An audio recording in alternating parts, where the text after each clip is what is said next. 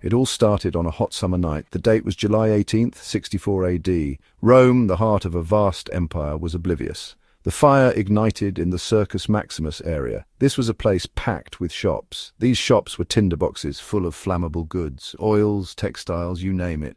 A small spark, that's all it took. The city was largely made of wood then, old dry wood. It was an accident waiting to happen. Or perhaps it wasn't an accident at all. People always look for someone to blame, don't they? But fire doesn't need a reason, it just needs fuel. The flames found plenty of fuel. The fire spread with terrifying speed. A strong summer wind fanned the blaze. It pushed the inferno through the densely packed city.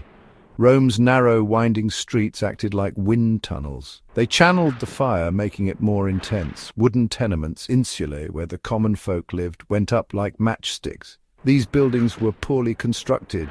They were fire traps, plain and simple. There was no stopping it in those early hours. People woke to chaos. They woke to the smell of smoke and the roar of the flames. Panic was inevitable. Fighting the fire was a monumental task. Rome had fire brigades, the vigiles, but they were overwhelmed. The scale was too vast. The heat was too intense. Their equipment was basic. Buckets of water against a sea of fire. It was a losing battle from the start. Buildings collapsed, blocking streets. This trapped people and hampered rescue efforts. For 6 days and 7 nights, the fire raged relentlessly. It consumed everything in its path.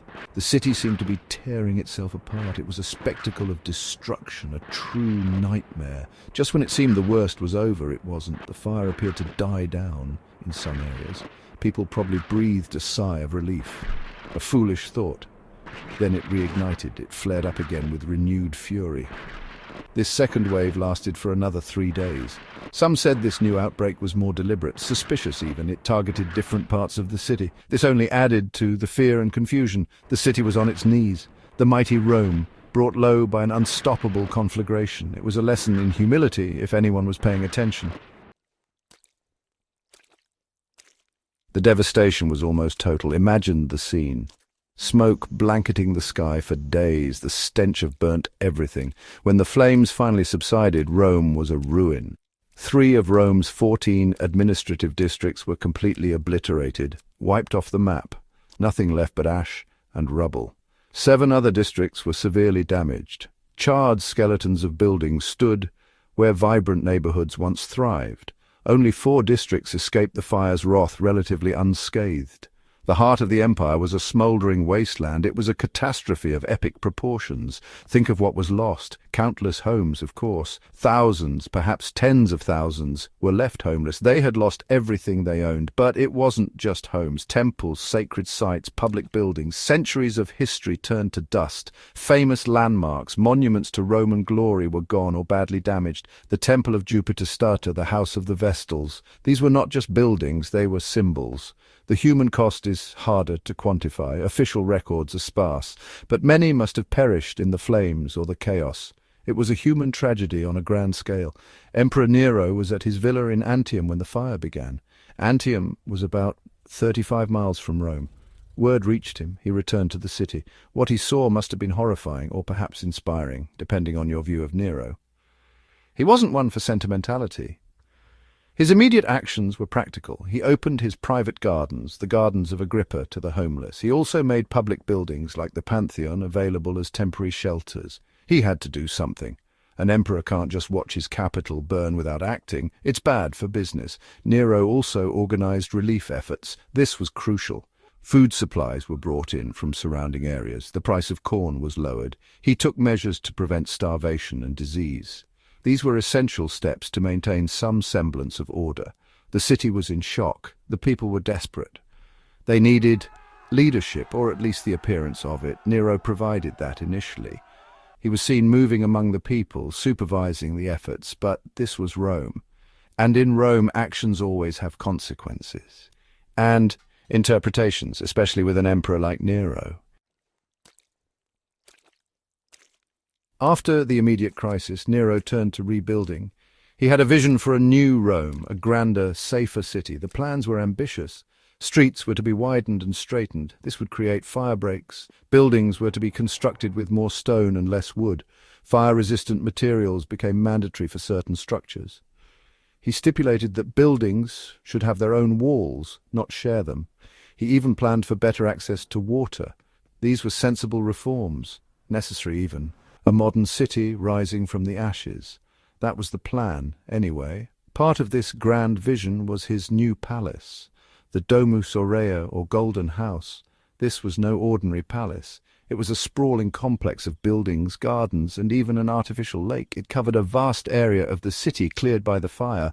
The scale was immense. The luxury was unparalleled. Gold, ivory, precious stones. It was a monument to Nero's ego. While some might see it as a symbol of Rome's rebirth, many saw it differently. They saw an emperor profiting from their misery, building his pleasure dome on the ruins of their homes. This did not sit well, and so the rumors started. They always do when disaster strikes. People need someone to blame. The most infamous rumor was that Nero himself started the fire, or at least that he welcomed it. The story goes that he watched Rome burn from his palace, that he played his lyre or fiddle and sang about the destruction of Troy. A poet enjoying his own tragic epic. There is no solid historical evidence for this. Contemporary historians like Tacitus, who was a child at the time, mention the rumor but don't confirm it. But it was a powerful image. It stuck. These rumors gained traction for several reasons. Nero was already unpopular with the senatorial class. He was seen as extravagant, cruel, and obsessed with his artistic pursuits. The Domus Aurea seemed to confirm their worst suspicions. He wanted land, and the fire gave it to him. It was too convenient for some. The populace, suffering and displaced, were also looking for answers. An accident is unsatisfying. Malice is more compelling. Nero's character, or at least his reputation, made him an easy target. The seeds of his downfall were being sown in the ashes of Rome. Nero needed to deflect the growing suspicion. The whispers were getting louder. He needed a scapegoat, someone to bear the blame for the catastrophe. He found one in a small, relatively new religious sect, the Christians. They were an easy target. Misunderstood, secretive, and already viewed with suspicion by many Romans. Their beliefs were different. They didn't worship the Roman gods. This made them outsiders, perfect candidates for a public show of justice, or injustice, as it turned out. It was a calculated move, a cynical one. The persecution that followed was brutal. Tacitus, no friend to the Christians, described it with a degree of pity. Christians were arrested. They were accused of hatred against mankind. Their punishments were horrific, designed as public spectacle. Some were torn apart by dogs, others were crucified. Some were coated in flammable materials and set alight, used as human torches to illuminate Nero's gardens during public festivities. This was the first major Roman persecution of Christians. It set a terrible precedent. It also, ironically, strengthened the resolve of the early church. Martyrs have a way of doing that. The fire, despite its horror, did have long-term impacts on Rome's urban fabric. Nero's rebuilding plans, though self-serving in part, led to a safer city. The wider streets and new building codes helped prevent future conflagrations of such magnitude. Rome was rebuilt. It rose again, different, perhaps stronger in some ways. The memory of the fire, however, lingered. It became a defining event in the city's history, a scar on its collective memory. The new Rome was built upon layers of destruction and renewal, as all great cities are. The controversy surrounding Nero's role in the Great Fire continues to this day. Was he a madman who torched his own capital for artistic inspiration or personal gain? Or was he a flawed leader who became the victim of malicious rumors and political maneuvering? Historians still debate the evidence. Most modern scholars doubt he deliberately started the fire. But his subsequent actions, particularly the persecution of the Christians and the building of the Domus Aurea, forever linked his name with the disaster. Nero's infamy was sealed by the flames.